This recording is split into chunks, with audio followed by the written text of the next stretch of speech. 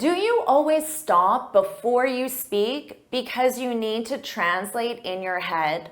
Don't worry, because today you're going to learn 8 tips to help you start thinking and speaking in English with confidence. And the last tip is the most important, so make sure you watch till the end. Welcome back to JForrest English. Of course, I'm Jennifer. Now let's get started. Tip number 1, surround yourself in English. You might live in a non-English speaking country, or maybe you live in an English speaking country. Either way, you need to make your environment as English as possible. You need to immerse yourself in the language as much as you can. And you have control over your room, your workstation, your kitchen, your bathroom. You absolutely have control over your environment. Do you know what these are? They're sticky notes, and these are your best friend when you're learning a language because you can put them all over your house. You can label objects. You can remind yourself of vocabulary that you're learning, verb structures, verb tenses. You can put them everywhere. And just seeing them, even if you don't focus on it, just seeing it quickly, your brain is processing that, remembering it, and learning it. Other easy things you can do, you can write your daily to-do list in English instead of your native language. You can change all of your devices to display in English. And you can get creative and think of many different ways that you can immerse yourself in English in your environment. But by the end of the week, I want you to go out and buy some sticky notes and start labeling one room of your house. Tip 2, think during everyday activities. There are so many activities that you do every single day that are wasted time. But you can turn that wasted time into productive time if you simply think in English as you're doing that activity. Some common wasted time activities that you do every day are working out, having a shower. What a perfect time to think in English. For me, is definitely getting ready. I always make sure I do something productive while I'm putting on my makeup, drying my hair. Otherwise, it's wasted time. Making breakfast, doing chores, and of course, commuting. Commuting is a great time to think in English. And I'm sure you spend a lot of time waiting in lines, waiting for things to finish. Waiting is the perfect time to think in English. But you're probably wondering, how can I turn commuting into productive time? Well, that leads to tip number 3, which is to make simple observations. This is such a powerful exercise because it forces you to become very present in your environment. So you'll also be practicing mindfulness at the same time, which is very good for your mental health. So as you're out in the world, maybe you're walking, commuting, waiting in line, and it's wasted time, I want you to simply look around and observe your environment. What do you see? And your goal is to make simple observations. And of course, you're doing this in English. You're thinking in English. So let's say you're at a park. You're going for a walk, or you're walking your dog, you're eating your lunch, you're at a park. You can make some simple observations. There's a big tree. The tree is green. The tree has leaves. There's a pond. There are ducks in the pond. There are mountains. The sky is blue. So turn wasted time into productive time by making simple observations, and it will force you to think in English. But let's move on to tip number 4, which is to add complexity. First of all, don't underestimate the power of simple sentences. Don't think that making a very simple sentence like the tree is green isn't helping you. It absolutely is helping you to think in English and get more comfortable thinking in English. But of course, I understand you want to add complexity. So let's talk about some ways to add complexity. One of the easiest is to add an adjective, adverb, or modifier. The palm tree has vibrant leaves. So adding vibrant makes that simple sentence sound more complex. You can share your opinion or make a general statement. In my opinion, spending time outside every day is important for our mental health.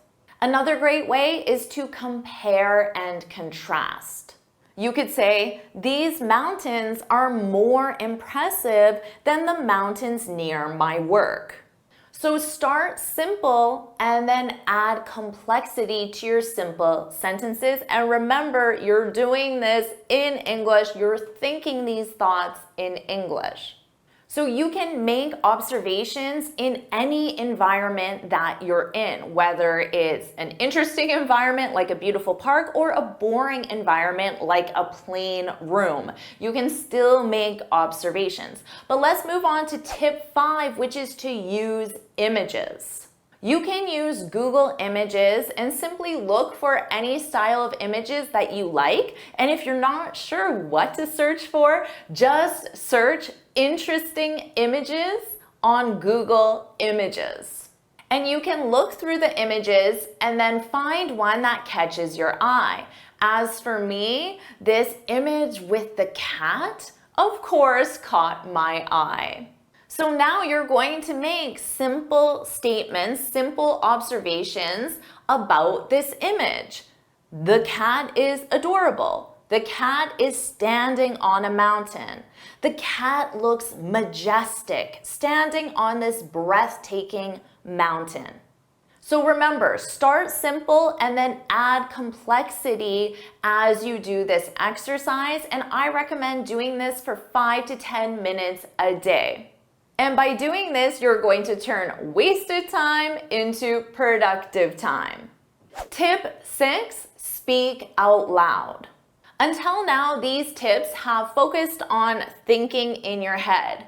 You can also write them down, like writing your to-do list in English, writing your sticky notes, but I want you to speak out loud. What I mean by that is you're producing sound that other people can hear. Right now, I'm speaking out loud because you want to gain confidence speaking as well. So thinking those simple statements and verbalizing, singing them out loud is a different skill. Now, even if you're at a beautiful park, I still want you to verbalize your statements, your observations, say them out loud. If you feel self-conscious doing this, then you can always just pick up your phone and pretend you're talking to someone on your phone, even though you're just talking to yourself. Tip number 7, one of my favorites, a daily recap. At the end of your day, you can simply summarize your day. And by doing that, you force yourself to think in English, think of different verb tenses, different vocabulary that you need to summarize your day. You can also talk about the best part of your day, 3 things you're grateful for, any areas for improvement today. That could force you to think of some interesting vocabulary and grammatical structures as well. And you can also plan your day for tomorrow. So these are all the different things you can do for tip number 7. Now for tip number 7, you can think in your head. You can think about 3 things you're grateful for. You can also speak them out loud. You can verbalize the best part of your day. Even if nobody is there to listen to it, that doesn't matter. Now, you can also keep a journal, which forces you to write all of this information down. My recommendation is that you schedule 10 minutes in your day before you go to bed to write in your journal, to write about your day. And finally, tip number 8, be patient. This is so important because many students, they try these tips once or twice, they get frustrated because they don't get instant results, and then they quit or say, I'll never learn English, I'll never become fluent. But the reality is that they weren't patient enough to get the result. So let's imagine that you improve your ability to think in English by 1% each day. 1%, that's not very much, right? But at the end of the year, how much of an improvement would that be? 365% improvement. That's pretty amazing, right? So small improvements absolutely matter. Getting better by 1% each day matters. You will not notice any results after 1 day of following this advice. You will notice some results after 30 days of consistently following this advice. You will notice good results after 60 days, and great results after 90 days, and incredible results after 365 days. So you just need to be patient. So put in the comments, I'm committed 1% better each day. I'm committed, put that in the comments.